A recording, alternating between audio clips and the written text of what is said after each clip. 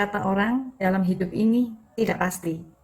Dan asuransi itu dibeli karena adanya ketidakpastian.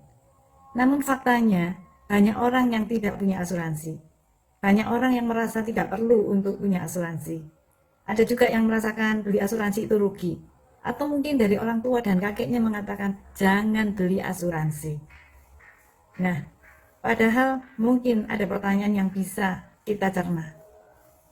Ada pertanyaan mengatakan, apakah manusia bisa hidup tanpa asuransi?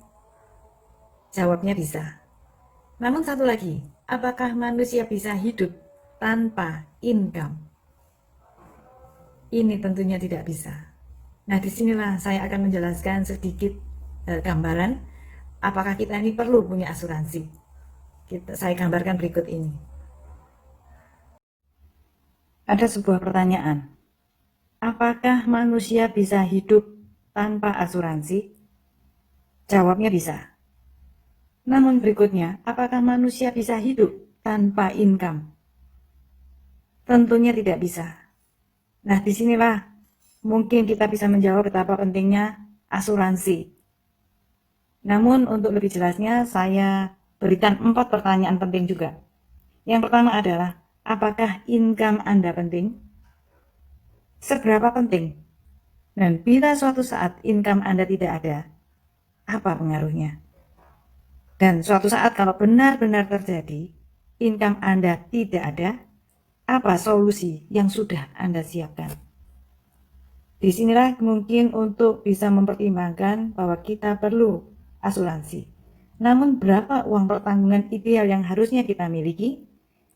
Dihitung dari berapa biaya hidup kita. Andaikan biaya hidup per bulan adalah 10 juta, dikali 12, satu tahunnya adalah total 120 juta.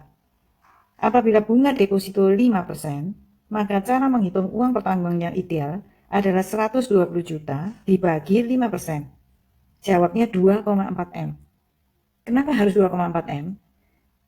Apabila 2,4 M kita masukkan ke deposito, maka bunga per bulan dari 5% ini akan menghasilkan 10 juta. Sehingga ini bisa menjadikan backup untuk biaya hidup dalam keluarga kita apabila income tidak ada. Semoga hal ini bisa memberikan jawaban.